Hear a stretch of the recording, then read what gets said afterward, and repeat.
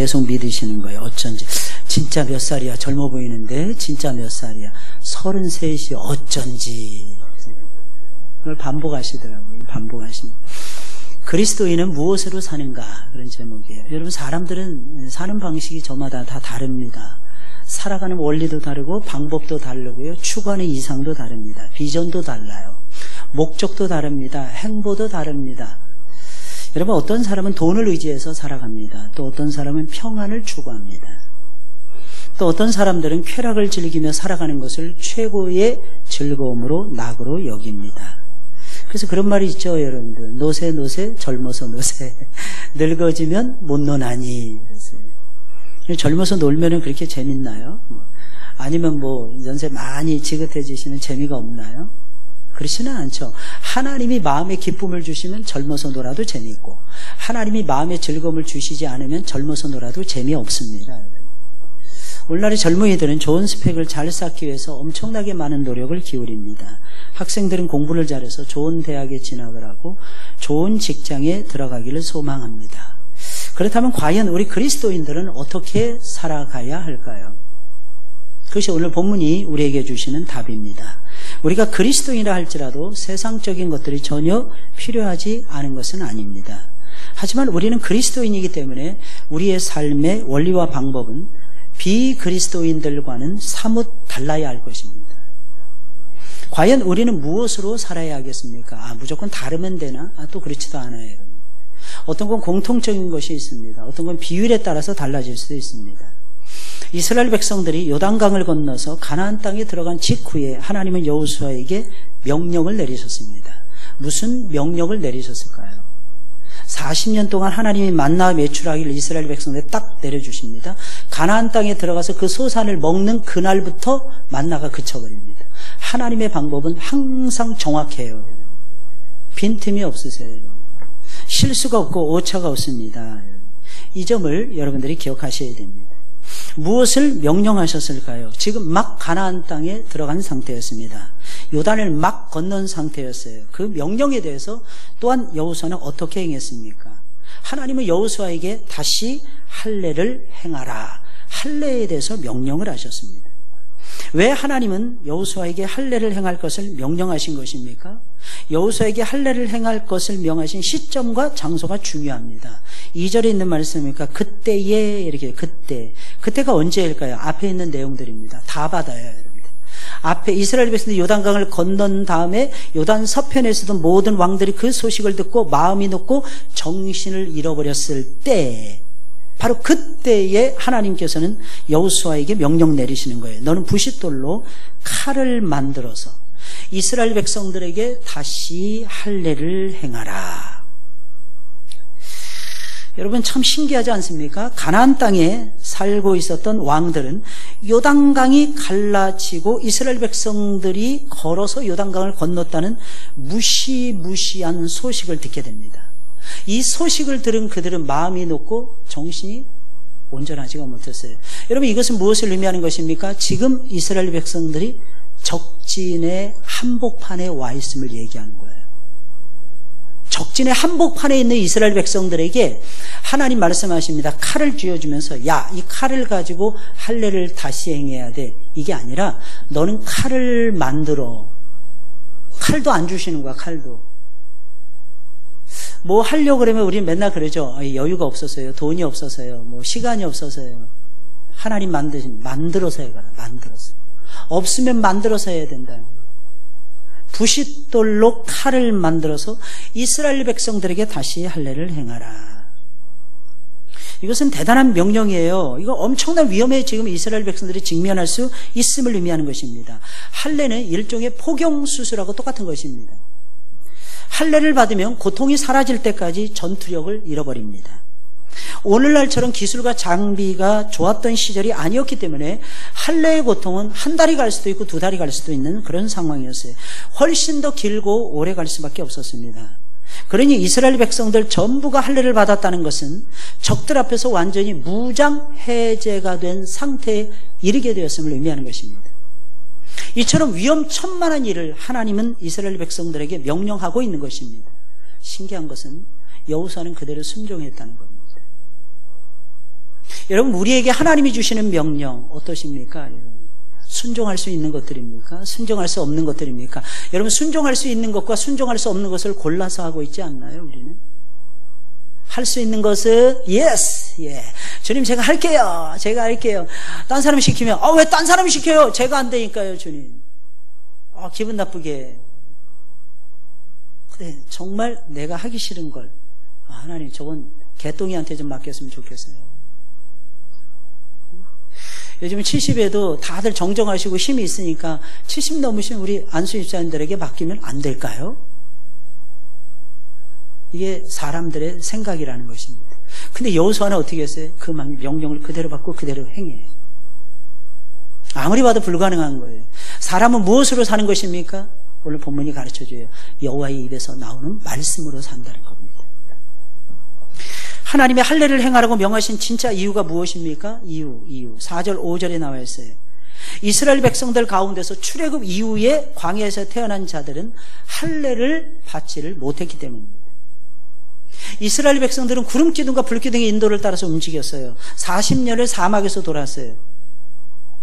근데 이것은요, 어떻게 보면 굉장히 위험한 일이었어요. 언제 하나님이 옮기라고 할지 몰랐어요. 그럼 언제든지 옮겨야만 됐어요. 이동해야 되는 상황이었어요. 근데 할례를 떡하니 행했는데 구름기둥이 떠오릅니다. 이거 어떻게 되겠어요? 이거 순종할 수 있겠어요? 여유가 전혀 없었던 거예요. 40년 내내. 게다가 엄청나게 많은 고통이 따르는 일이었고 거동을 불편하게 만드는 할례를 행하기라는 것은 어려운 일이었어요. 광야 생활 40년 동안에 수많은 이스라엘 백성들이 탄생을 합니다. 민수기에 의하면 민수기 1장 46절의 말씀을 보니까 출애굽할 당시의 이스라엘 백성들의 숫자는 60만 3,550명이었습니다. 민수기 1장 46절에 나와 있는 말씀이에요. 60만 3,550명, 남자만, 장정만 20세 이상으로서 전투력을 가질 수 있는 사람이 60만 3,550명이었습니다. 광야 생활이 끝나는 40년이 지난 다음에 계수된 인생은 60만 1,730명에 불과했습니다. 민수기 26장 51절입니다. 숫자가 줄어들었죠. 그런데 얼마나 많은 사람들이 아무리 줄어들었어도 이 많은 사람들이 할례받지 못한 거예요. 이 많은 사람들이 할례받지 못한 거예요. 20세에서도 60세까지가 전투력을 군사들이었거든요. 근데 40년이 지났단 말이에요. 20세 이상은 전부 다 죽었단 말이에요. 20세 아래에 있는 사람들이 내일 모레 환갑을 바라보고 있었어요. 걔네들만 할례를 행했어요. 쉽게 말씀드리면 55세 이상 된 50세 이상 된 사람들만 할례를 받았고 나머지는 할례 못 받았어요. 그러면 60만 1,730명 중에서 몇 명이나 할례를 행해야 됐을까요? 적어도 모르긴 몰라도 90% 이상은 할례를 행해야 됐을 거예요. 그 많은 사람들이 할례를 받지 못했던 것입니다. 할례는 중요한 것이었어요. 여러분, 할례가 무엇입니까? 할례는요, 포경수술이 아니에요. 할례는요, 너는 나의 백성이다 라고 하는 하나님의 백성된 표시였어요. 근데 이게 없는 거예요. 근데 앞에는 지금 여리고 성이 앞에 있고 수많은 이스라엘 백성들이 수많은 가나안 족속들과 싸워야 되는 그런 위기였어요. 그때 제일 먼저 하는 거, 하나님이 내 말을 들으라는 거였고 내 말씀을 들으라는 거. 두 번째는 뭐냐면 너희가 내 앞에서 할례를 반드시 행하면서 너희가 하나님의 백성이라는 것을 인지하라는 것이었어요. 여러분 어떠십니까? 어떤 일은 여러분들이 감당해내기 쉬운 일이 있고 어려운 일도 있죠. 여러분 어떻게 헤쳐나가십니까? 어떻게 헤쳐나가세요? 내가 하나님의 사람이라는 인지를 하면서 헤쳐나가십니까? 이게 중요한 거예요. 가나안 땅은 단순한 약속의 땅, 젖과 꿀이 흐르는 땅이 아니었어요. 천국을 상징하는 거룩한 곳이었어요. 거기서 제대로 살아가려면 기억하셔야 됩니다. 하나님의 백성된 아이덴티티가 없으면 살아갈 수 없어요. 내가 하나님의 백성이라는 거죠. 여러분들 마찬가지입니다. 이 세상에서 제대로 살아가려면 하나님의 백성된 증표를 가지셔야 됩니다. 그것은 그들이 아브라함의 자손이라는 것을 뜻하는 증표였어요. 아브라함의 자손임을 나타내는 증표였고 언약의 백성이라는 것을 나타내는 중요한 표시였어요. 그것을 하나님께서는 인지하기를 원하셨던 것입니다. 그래서 그들에게 할례를 행하라고 명령하셨던 것입니다. 하나님 참 신기하죠. 지금 위험해요. 적이 앞에 코앞에 있는 거예요. 가나안의 31명의 열왕들이 이스라엘 백성들이 요단강을 건너오기를 지금 기다리고 있었던 거예요. 그런데 그런 상황에서 하나님께서는 군사훈련 시키지 않았어요. 군사작전 명령하지 않았어요. 병장기를 준비하기도 하지 않았어요. 핵무기를 개발하라고 하지도 아니하셨어요. 효과적인 군사작전을 수립하게 하지도 아니하셨어요. 하나님이 그들에게 하셨던 것은 한 가지였어요. 너희는 나의 언약의 백성이야. 이것을 너희 마음속에 새겨야 하느니라. 이게 하나님의 말씀이었어요. 중요한 일이 있을 때마다 여러분들은 무엇으로 돌아가고 계십니까? 하나님께로 돌아가세요. 하나님의 말씀으로 돌아가세요. 그리고 무엇보다도 하나님이 가르쳐 주시는 것이 무엇인가를 찾아내세요. 하나님 말씀하시는 그 핵심은 이것입니다. 나는 말이야 너한테 관심이 있단다.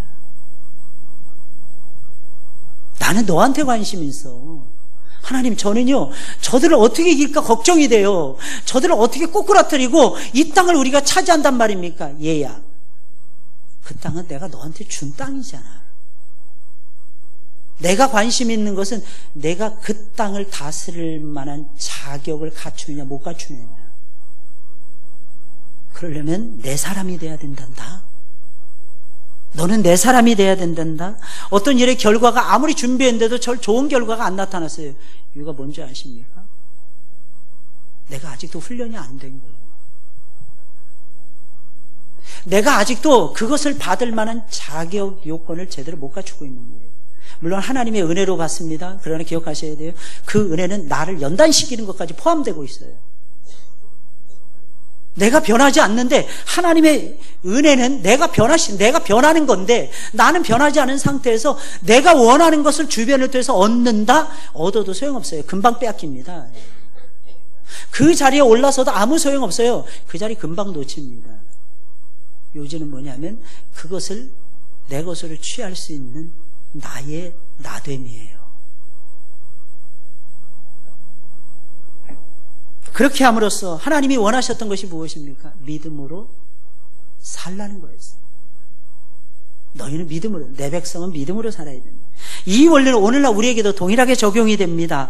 이 땅을 살아가는 데는 필요한 것들이 정말 많습니다. 돈, 건강, 지식, 기술, 직업, 사람, 명예, 권세, 권력 다 중요합니다. 하지만 가장 중요한 것이 있어요. 우리가 하나님의 자녀라는 것을 마음에 새기는 거예요. 내가 하나님의 자녀라는 거예요. 그리고 하나님의 자녀답게 믿음으로 살아가는 것입니다.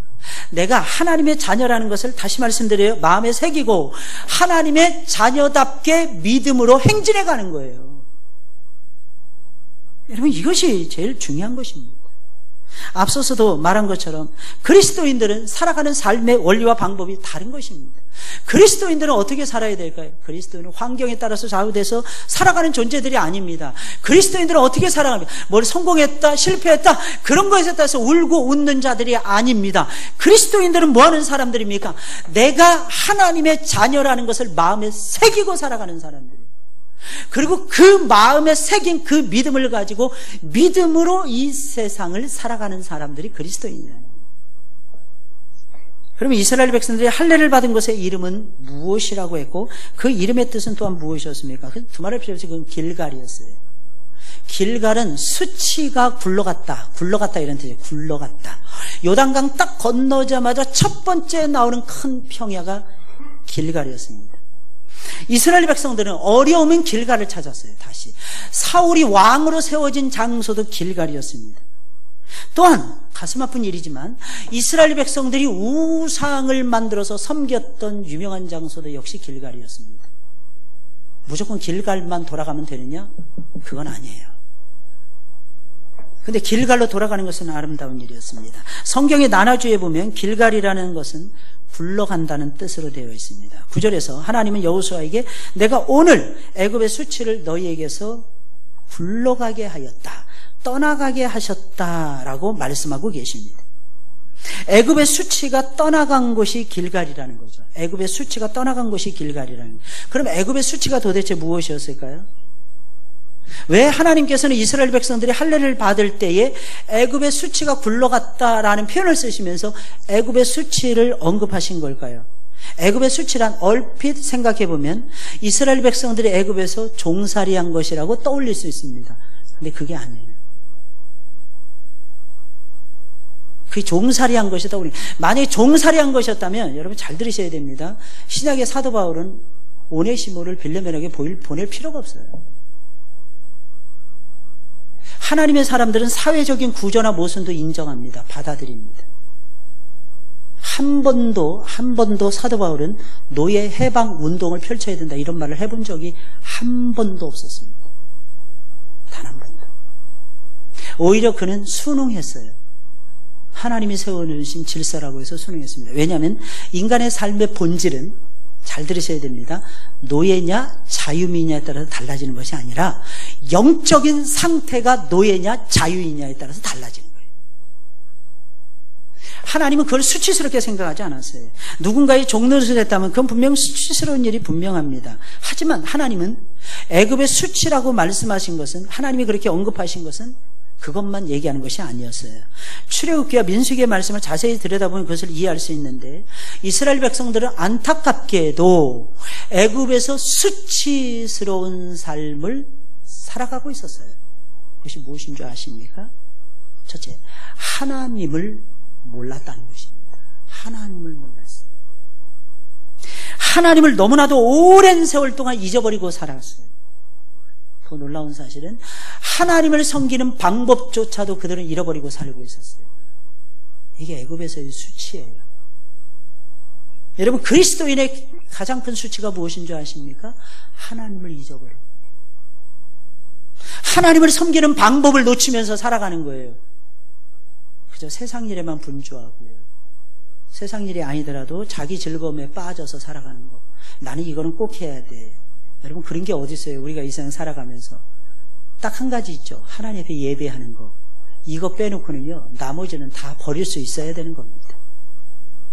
근데 이스라엘 백성들은 먹고 사는 일에 너무 바빠서 고센 땅에서 안주하면서 그저 자식 새끼 낳고 먹고 마시고 시집가고 장가가는 일에 그들의 온 정성을 다 쏟아붓다 보니까 그들의 400년 애굽의 생활은 수치스러운 삶이었다. 출애굽기 8장 20절에 보니까 내 백성을 보내라. 그러면 그들이 나를 섬길 것입니다.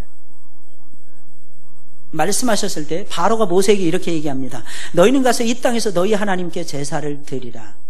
이렇게 대답한 것을 보면 이스라엘 백성들은 애굽에서 오랫동안, 너무나 오랫동안 하나님께 제사를 드리지 않았음을 알 수가 있어요.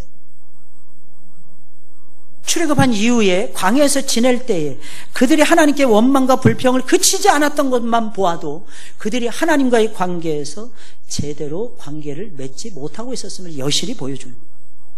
그렇다면 하나님이 말씀하신 애굽의 수치란 애굽에서의 종살이가 아니었던 것입니다. 하나님의 백성임에도 불구하고 하나님을 잊어버린 거예요. 하나님을 바르게 섬기는 방법을 알고 있었음에도 불구하고, 조상들을 통해서 분명히 배웠음에도 불구하고 그것을 바르게 섬기지 못했단 말이에요. 이것이 바로 애굽의 수치인 거예요. 여러분, 오늘날 성도의 수치가 무엇입니까? 여러분들, 하나님을 바르게 섬기지 못하는 것이 성도의 수치인 거예요. 정체성을 찾지 못하는, 내 정체성이 내가 하나님의 백성인지 아닌지 그것조차도 모르는 거예요. 그리고 이스라엘 백성들이 할례를 받음으로써 하나님의 언약 백성으로서의 정체성을 확인했을 때 하나님께서는 애굽의 수치가 굴러갔다고 인정해 주신 거예요. 이 사실은 하나님의 백성들이 하나님의 백성답게 살지 못하는 것이 가장 수치스러운 일이라는 것을 보여주고 있는 거예요. 달리 말씀드리면 하나님의 백성들은 뭘 하느냐 안 하느냐 이게 중요한 게 아니에요. 하나님의 백성다운 품격을 유지하고 있느냐 이게 중요해요. 그 품위와 품격은 무엇입니까? 하나님 앞에서의 삶이에요. 하나님 앞에서의 예배, 하나님의 잃어버린 말씀을 되찾는 거. 여러분, 한 주간 동안 지나오면서 이런 말씀 보셨나요? 보셨으면 얼마나 보셨습니까? 어떤 말씀에 부딪히셨습니까? 아니면 그냥 정신없이 읽기만 했습니까? 남는 말씀 하나도 없이? 여러분, 무엇을 여러분들이 추구하면서 한 주를 살고 계십니까? 우리는 시간이 딱 되면 주님이 우리를 부르시는데 요단강 건너갈 준비하고 살아가야 돼요. 주님은 분명히 곧 오십니다. 멀지 않았어요. 그래서 우리 노래하죠. 며칠 후 요단강 건너가 만나리. 며칠 후 요단강 건너가 만나리. 얼마 안 남았어요. 계속 말씀드립니다. 40대까지만 해도 나이가 1살, 2살씩 먹어가요. 50 딱 넘어가면 눈 깜짝 놀랐어요. 55, 60, 60은 그냥 70 넘어가면 셀 필요 없습니다. 셀 필요 없어요. 70 넘어가면. 아유, 당신은, 어르신들이 그래. 영해, 자기는 영해. 난 그 말이 무슨 말인지 몰랐어. 영어 쓰시는 거예요. 요즘엔 어르신들이 유식해지셔가지고 영어를 쓰시는 거야. 잘못 들은 줄 알았어요. 자기는 영해, 아직 70대 초반이잖아. 아니요, 70 넘어가면 숫자 셀 필요 없습니다. 80이나 90이나 100이나 다 똑같습니다. 죄송합니다. 목사님, 왜 이렇게 심란한 말씀 하세요? 정신 차리셔야 돼요. 곧입니다. 금방 넘어가요. 요단강 금방 건너가요. 며칠 남았어요. 며칠. 그런데 주님과 동행하는 것보다도 이 세상 것에 마음을 두면서 살아가고 있지 않습니까? 아직도. 그거 없으면 마치 못 사는 것처럼. 하나님의 자녀가 하나님의 자녀답게 살지 못하면 그것은 수치스러운 일이에요. 하나님을 알고 그분께 합당한 영광을 돌리고 예배를 드리고 하나님의 자녀답게 살기 위해서 몸부림을 치는 삶, 이 삶이 가장 귀하고 존귀한 삶이에요. 이 삶을 살아가시는 여러분들이 되시길 주의 이름으로 축원을 드립니다. 길가를 거쳐서 여리고 평지에 이르렀습니다. 그곳에서 그들은 어떤 일을 행했습니까? 유월절을 지킵니다. 10절, 11절에 있는 말씀이에요. 참 신기해요. 거기서 또 예배드리면서 적들이 잔뜩 앞에 있는데 거기서 또 예배드립니다. 이스라엘 백성들이 가나안 땅에서 처음으로 공략할 성이 여리고 성이었고 그 성은 여리고 평지에 있었습니다. 그러니까 여리고 성이 지척에 있는 상태에서 이스라엘 백성들은 당당하게 유월절 제사를 지켰다는 것입니다. 유월절이 뭐 하는 거예요? 하나님이 애굽의 장자들을 모두 죽이실 때 이스라엘 백성들의 가정에는 재앙이 물러가게 내리지 않게 역사하신 것이 바로 유월절 절기 아닙니까? 그래서 이스라엘 백성들은 유월절 하면 딱 떠오르는 것이 있었어요. 무엇입니까? 구원의 놀라운 대역사였어요. 그것을 체험한 이스라엘 백성들은 각 가정에서 무엇을 했습니까? 가정끼리 모여서 유월절 만찬을 가집니다. 유월절 만찬에는 3가지 음식이 준비가 되어졌어요. 첫 번째는 어린 양의 고기였습니다. 이것은 무엇을 의미하는 것입니까? 우리를 대신하여서 각을 뜨고 십자가 위에서 피 흘려 돌아가신 예수 그리스도를 상징하는 거예요. 그걸 영원히 잊지 않는 만찬. 쓴 나물을 먹게 했습니다. 쓴 나물은 고통이에요. 애굽에서의 삶의 고통, 그것이 무엇입니까? 하나님을 잊어버린 채 살아갔던 삶의 고통. 그 고통이 엄청났어요. 여러분, 성도에게 제일 큰 고통이 뭔지 아십니까? 예배를 못 드리게 하는 거예요. 예배를 안 드려보세요. 얼마나 고통스러운지 말도 못해요. 목사님 예배 한 주 안 드리니까 신나던데 한번 놀러가보세요. 그 반복해보세요. 그 다음 주도 놀러가보세요. 그 다음 주도 계속 영원히 놀러가보세요. 여러분들, 과연 그것이 행복한가? 행복이 물 건너가요. 순식간에 바람처럼 사라져버립니다. 바람과 함께 사라져버립니다. 그리고 3번째는 무교병이었습니다. 무교병이 뭐예요? 누룩을 넣지 않은 빵, 맛없는 빵을 먹는 것입니다. 누룩은 죄를 상징해요. 그러므로 무교병은 하나님의 은혜로 구원받은 하나님의 백성답게 죄를 멀리하며 정결한 삶을 살겠노라고 결심하는 거예요. 내가 이제부터는 거룩한 삶을 살겠습니다. 이제 내가 구원받은 하나님의 백성이니까 뭔가 다른 삶을 내가 이제부터는 살겠습니다. 구원의 은혜에 감사하는 동시에 다짐하는 거예요. 내가 하나님의 자녀라는 것을 다짐하는 거예요. 이게 유월절 제사였어요. 그 다음에 7일 동안 77절이 다가오기 전까지 무교절이라는 절기가 7일 동안 계속됩니다. 무교절의 첫날과 마지막 날은 성회로 모였어요. 성회로 모인다는 것은 무엇을 의미하는 것입니까? 유월절 만찬의 의미를 민족적으로 되새긴다는 뜻이에요. 민족적으로요. 이 상에서 보듯이 유월절을 지킨다는 것은 어떤 면에서 보면 대단히 한가해 보이는 모습이었을지 몰라요. 지금 그러나 이스라엘 백성들은 적진의 한복판에 있는 거예요. 적들이 지금 지켜보는 가운데 있어요. 그럼에도 불구하고 그들은 유월절을 지키는 거예요. 지금 유월절 지킬 때가 아니에요. 평화로운 때가 아니에요. 그런데 그들은 예배를 지키면서 유월절을 지켰습니다. 이 사실은 과연 어떤 의미를 가지고 있겠습니까, 여러분들? 이것은 이런 뜻입니다. 이스라엘 백성들이 유월절을 지킨 건 역시 가나안 정복 전쟁은, 잘 들으셔야 돼요, 우리가 이 세상에서 싸우는 생존의 모든 전쟁은 사람의 힘이나 군사력이나 지혜로 가능한 것이 아니라 오직 하나님의 은혜로만 가능하다는 사실을 보여주고 있는 거예요. 또한 이스라엘 백성들이 하나님이 베푸신 구원의 은혜를 받고 하나님의 자녀가 된 것을 감사를 드리고 이 세상의 악한 문화에 물들지 않게 살아가기로 결심한 것이 이 어떤 일보다, 그 어떤 일보다 중요하다는 사실을 보여주고 있는 것입니다.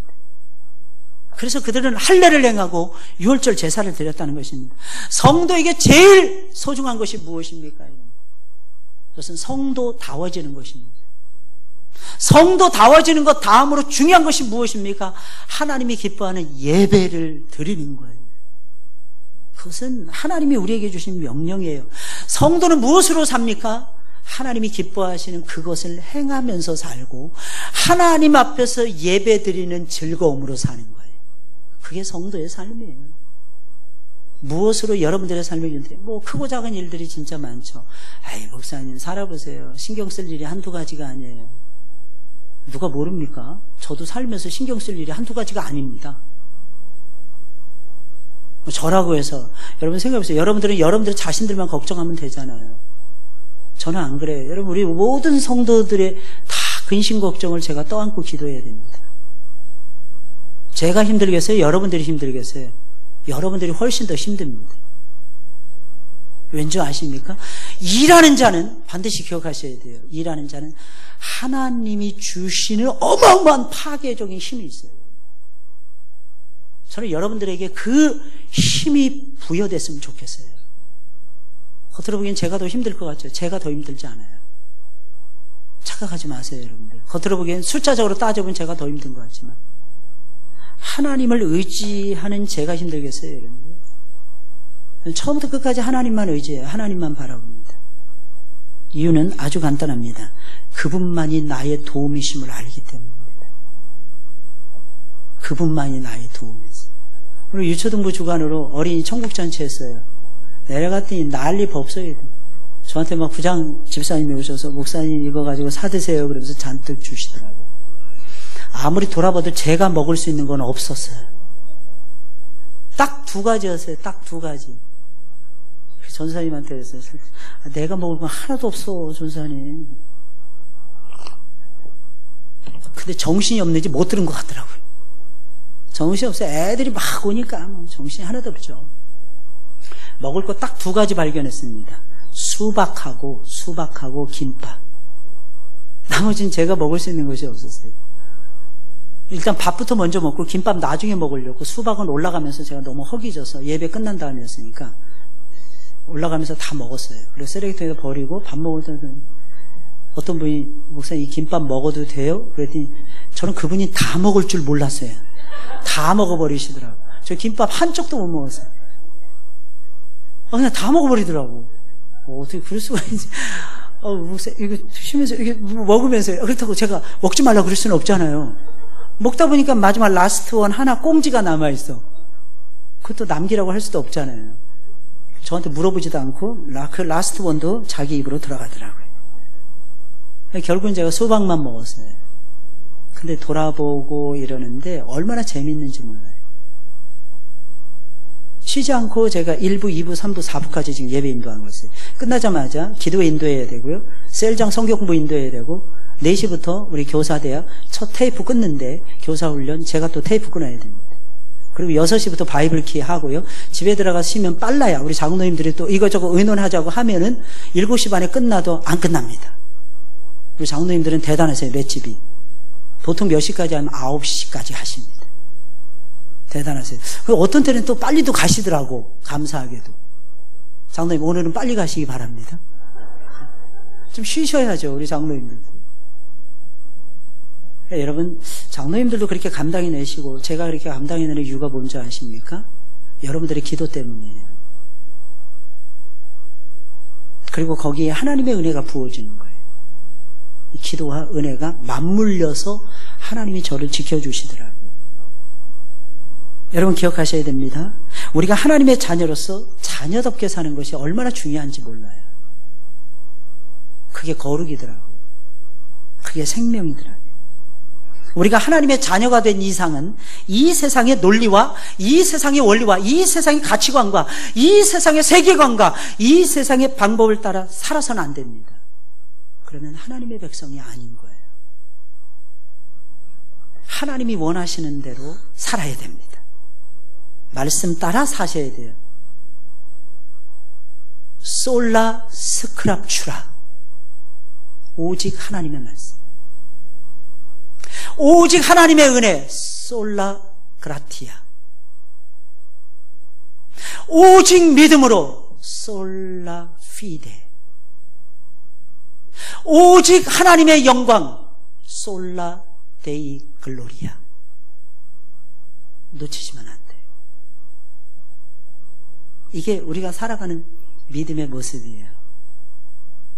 그때 얼마나 뿌듯한지 아십니까? 그렇게 살았을 때. 한 주를, 하루를 그렇게 살아보세요. 많이도 필요 없어요. 많이도. 하루만 하나님이 원하시는 대로 살아보세요. 그 다음날 또 살고 싶어져요. 한 시간만 하나님의 백성답게 고민해보세요.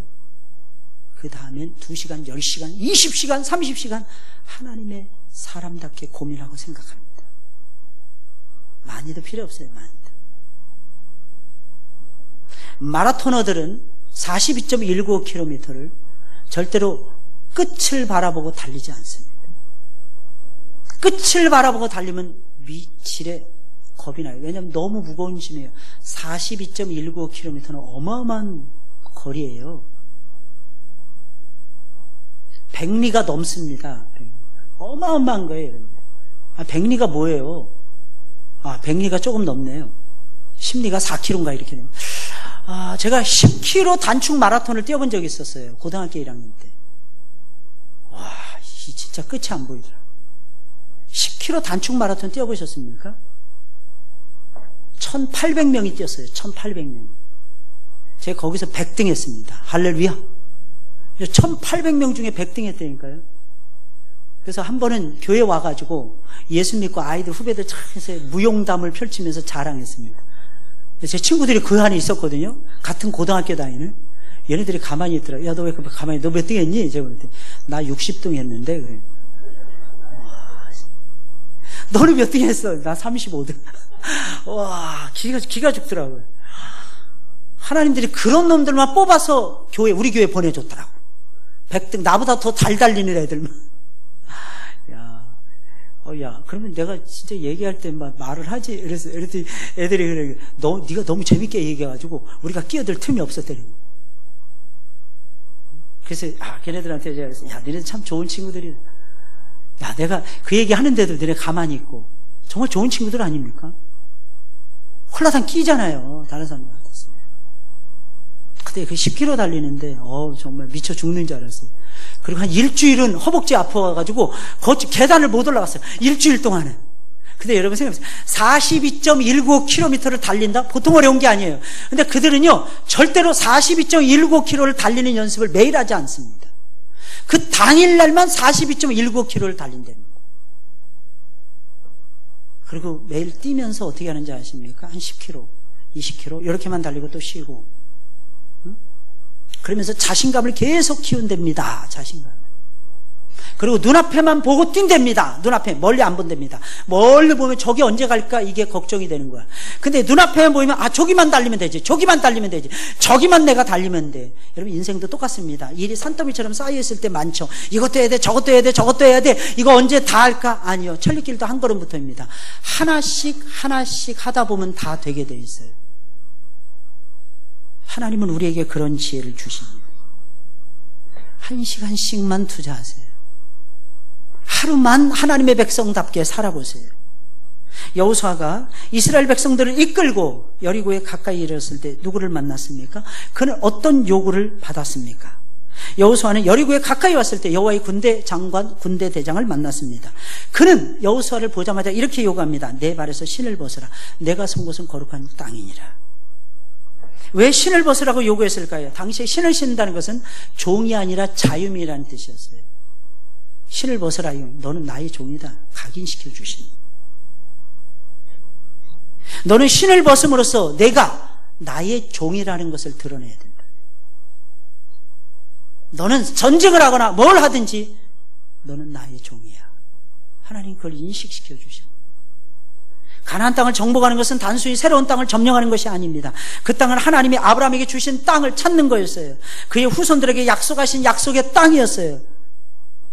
하나님이 약속하신 그 땅을 차지하는 것은 하나님의 백성들이기 때문에 가능한 일이었지, 하나님의 백성이 아니고서는 불가능한 일이었어요. 그리고 하나님은 여호수아와 이스라엘 백성들이 하나님의 종으로서 하나님이 명하신 것에 순종하면서 그 약속하신 땅을 차지하기를 바라셨어요.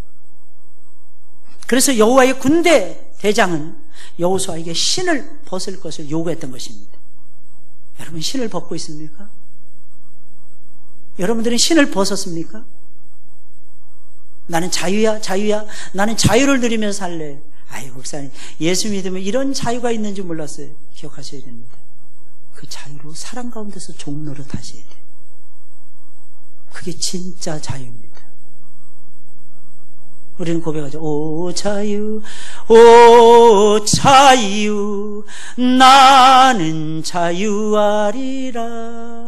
비록 얽매였으나 나는 이제 돌아가리. 자유 주시는 내 주님께. 그 다음에 멈춰서는 안 돼요. 그 다음에 그 자유함을 가지고 종노릇해야 돼요. 예수님처럼 앞치마를 둘러야 돼요. 예수님처럼 섬기는 삶을 살아가셔야 됩니다. 마더 테레사 수녀의 얘기처럼 조금 섬기면 여러분들에게 시험이 옵니다. 그러나 많이 섬기면 시험들 겨를조차도 없습니다. 섬기세요. 그게 우리에게 부여하신 최고의 자유의 아름다움입니다. 여호와의 군대 장관과 관련해서 특이한 것이 두 가지 발견됩니다. 여호와의 군대 장관이 칼을 빼어서 손에 들고 서서 여호수아를 맞이했다는 것입니다. 금방이라도 전쟁을 치를 듯한 모습이었어요. 이것은 무엇을 의미하는 것입니까? 여호수아가 하나님의 종이라는 것을 자인할 때 하나님이 친히 그와 함께 하시며 이스라엘을 위해서 싸워 주실 것을 약속해 주고 있는 것입니다. 두 번째는 신기한 것은 여호와의 군대 대장은 여기서만 모습을 보일 뿐 한 번도 그 이후에는 모습을 드러내지 않았다는 것입니다. 무엇을 의미하는 것입니까? 이스라엘 백성들과 하나님은 함께 하시는데, 영적인 존재니까 하나님은 보이지 않지만 이스라엘 백성들과 함께 하신다는 것입니다. 사랑하는 성도 여러분들, 우리는 절대로 혼자가 아닙니다. 하나님이 우리와 함께 하십니다. 우리가 하나님의 종으로서 하나님이 원하시는 방법대로 살면 하나님은 항상 우리와 함께 계시면서 우리를 위해서 싸우시고 우리를 위해서 일하십니다. 항상 우리의 편이 되어주시고 우리에게 좋은 것, 선한 것, 아름다운 것으로 채워주십니다. 우리는 우리의 자신의 힘이 아니라 함께 하시는 하나님의 능력을 의지하고 힘입어서 살아가야만 되는 것입니다. 이것이 그리스도인의 삶의 방식인 거예요. 그리스도인은 세상 사람들과는 다른 방식으로 살아야 됩니다. 왜 그래야 한다고 생각하십니까? 어떻게 세상 사람들과 다른 그리스도인다운 삶을 살 수 있단 말입니까?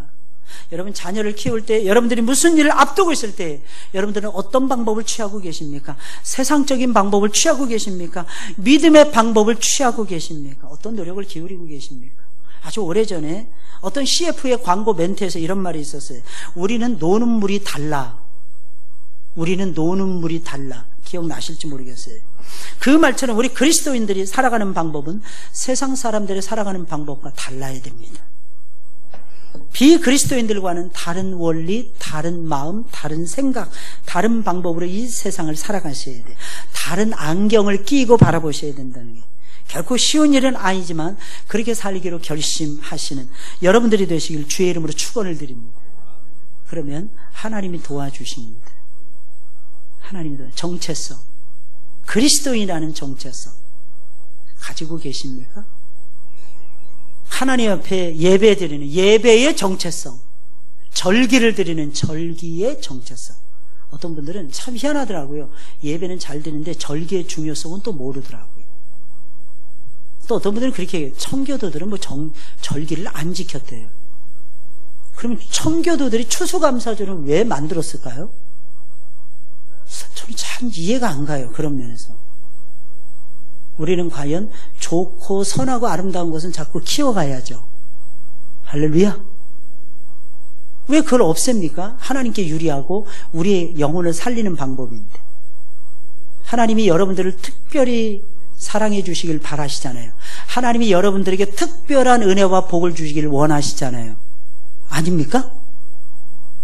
그러면 하나님을 특별하게 인정해 드리고 하나님께 드릴 때도 특별하게 드리는 것을 아낌없이 드리셔야죠. 왜? 하나님이 인격적인 하나님이시다.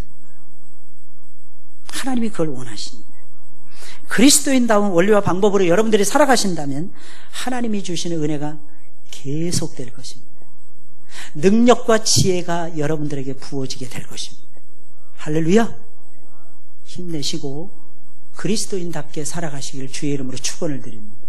에이, 목사님 안 살아봐서 몰라요. 목사님 평신도로 살아보세요. 미칩니다. 그럼 반대로 물어보겠어요. 여러분들 담임 목사 해보셨습니까? 쉬울까요? 어려울까요? 엄상기 집사님 쉬울까요? 어려울까요? 그렇죠. 엄지사님 너무 멋있으세요. 오늘따라 너무 잘생겨 보이세요. 진짜 핸섬하세요. 대답을 아주 멋지게 하셨어요. 남이 하면 쉬워 보이죠. 정말 어려운 거예요. 어느 분이 그러셨대잖아요. 교회 처음 나오신 분. 목사님이 일주일에 딱 한 번 설교하니까 목사 되기를 꿈꿨답니다. 하나님 나도 목사 되게 해주세요. 한 3년 4년 지난 다음에 꼬리를 싹 내려버렸대잖아요. 그분은 주일날만 목사가 한 번 설교하는 줄 알았대요. 왜냐하면 자기가 주일 예배 한 번만 딱 드리니까. 나중에 보니까 세상이 너무 바쁘더래요. 아침부터 주일날은 더 바쁘시더래요.